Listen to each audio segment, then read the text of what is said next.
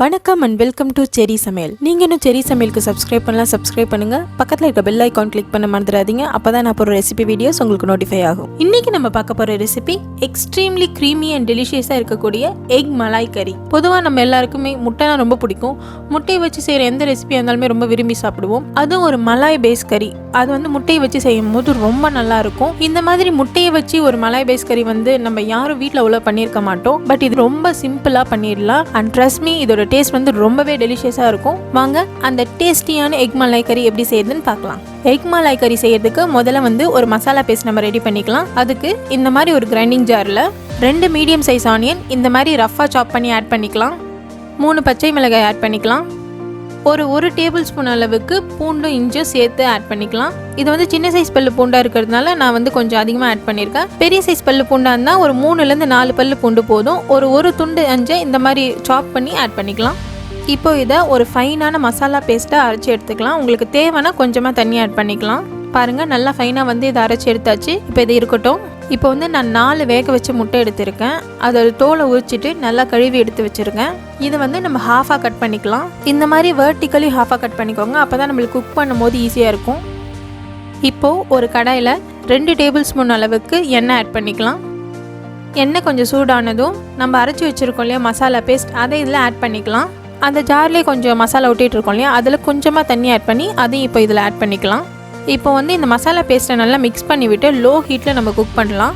இந்த மசாலா பேஸ்ட் வந்து இந்த லோ ஹீட்லேயே குக் ஆகி நல்லா வந்து கலர் சேஞ்ச் ஆகி ஒரு கோல்டன் ப்ரௌன் கலர் வரும். அது வரைக்கும் நம்ம இதை குக் பண்ணிக்கலாம். பாருங்கள், கிரேவி இப்போ கொதிக்க ஆரம்பிச்சிருச்சு. இப்போ ஒரு வாட்டி நம்ம கிளறி விட்டுக்கலாம். நம்ம வந்து ஹை ஹீட்டில் வச்சு குக் பண்ணோன்னா அது சீக்கிரமாக அந்த கலர் வந்துடும். பட் ஃப்ளேவர் வந்து அவ்வளோவா சூப்பராக கிடைக்காது நமக்கு.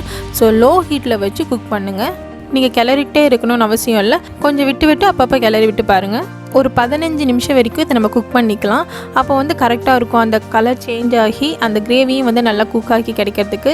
பாருங்கள், மசாலா பேஸ்ட் வந்து நல்லா கலர் சேஞ்ச் ஆகி நல்லா குக் ஆகிருச்சு.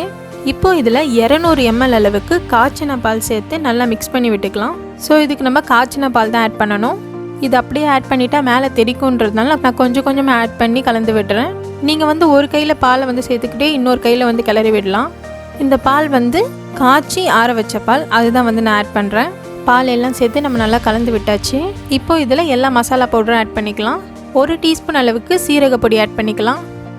1 டீஸ்பூன் அளவுக்கு மிளகு பொடி ஆட் பண்ணிக்கலாம். 1 டீஸ்பூன் அளவுக்கு கரம் மசாலா ஆட் பண்ணிக்கலாம். 1 டீஸ்பூன் அளவுக்கு மல்லிப்பொடி ஆட் பண்ணிக்கலாம். இப்போ இது எல்லாத்தையும் நல்லா கலந்து விட்டுக்கலாம். இது வந்து அந்த ஒயிட் கலர் இருக்கு இல்லையா, அதை அப்படியே மெயின்டைன் பண்ணுன்றதுனால தான் காரத்துக்கு வந்து இதுக்கு நம்ம மிளகாய் பொடி ஆட் பண்ணாமல் பெப்பர் பொடியும் மிளகாயும் ஆட் பண்ணுறோம். இப்போ இதில் தேவையான அளவுக்கு உப்பு ஆட் பண்ணிக்கலாம். உப்பு ஆட் பண்ணிவிட்டு நல்லா கலந்து விட்ட அப்புறம் ஒரு 2 நிமிஷத்துக்கு இது வந்து எண்ணெய் பிரிஞ்சு வரும் லைட்டாக. அது வரைக்கும் நம்ம இதை வந்து குக் பண்ணிக்கலாம். பார்த்தீங்களா, ஆயில் வந்து இப்போ பிரிஞ்சு வர ஆரம்பிச்சிருச்சு. 2 நிமிஷம் போதும். அதுக்குள்ளேயே வந்து எண்ணெய் வந்து லைட்டாக பிரிஞ்சு வர ஆரம்பிச்சிடும். ரொம்ப நேரம் இதை நம்ம குக் பண்ண தேவையில்லை. இப்போ இந்த சைடில் கடாயில் ஒட்டிகிட்டு இருக்க கிரேவிலாம் நம்ம எடுத்து விட்டுக்கலாம். ஏன்னா வந்து இது வந்து நம்ம பால் ஆட் பண்ணி செய்யக்கூடிய கிரேவி. இது எதுவுமே வந்து வேஸ்ட் ஆகலை, எல்லாமே வந்து நல்ல ஃப்ளேவர் கொடுக்கும். அந்த கிரேவி தான் வந்து மெயின் ஃப்ளேவரே. ஸோ அதை வந்து வேஸ்ட் பண்ணாமல் நம்ம எடுத்து விட்டுக்கலாம். இப்போது நம்ம வேக வச்சு கட் பண்ணி வச்சுருந்தோம் இல்லையா, அந்த முட்டையை வந்து ஆட் பண்ணிக்கலாம். மஞ்சள் கரு வந்து மேல் பக்கம் இருக்கிற மாதிரி பார்த்து நம்ம ஆட் பண்ணிக்கலாம். முட்டையை ஆட் பண்ண அப்புறம் ஒரு 2 நிமிஷம் இது அப்படியே குக் ஆகட்டும். 2 நிமிஷம் ஆகிடுச்சு. இப்போ நம்ம இதை திருப்பி விட்டுக்கலாம். பார்த்து பொறுமையாக திருப்பி விடுங்க. இந்த மாதிரி ஒரு ஸ்பூன் வச்சு ஒன்றா பொறுமையாக திருப்பி விடுங்க. இப்போ இதை மூடி போட்டு லோ ஹீட்டில் ஒரு 3 நிமிஷத்துக்கு குக் பண்ணிக்கலாம். பாருங்கள், சூப்பராக குக் ஆகிடுச்சு. இப்போ திரும்ப இந்த முட்டையை வந்து நம்ம திருப்பி விட்டுக்கலாம். அப்போ தான் சர்வ் பண்ணும்போது ஈஸியாக இருக்கும். இப்போ இந்த கிரேவிலாம் இருக்கு இல்லையா, இதை வந்து இந்த முட்டை மேலே எடுத்து கொஞ்சம் நம்ம அப்படியே ஆட் பண்ணி விட்டுக்கலாம். பாருங்கள், அப்போ நமக்கு இந்த மாதிரி கிடைக்கும். அந்த எக் கூட வந்து அந்த கிரேவியும் வந்து நல்லா சேர்ந்த மாதிரி இருக்கும்.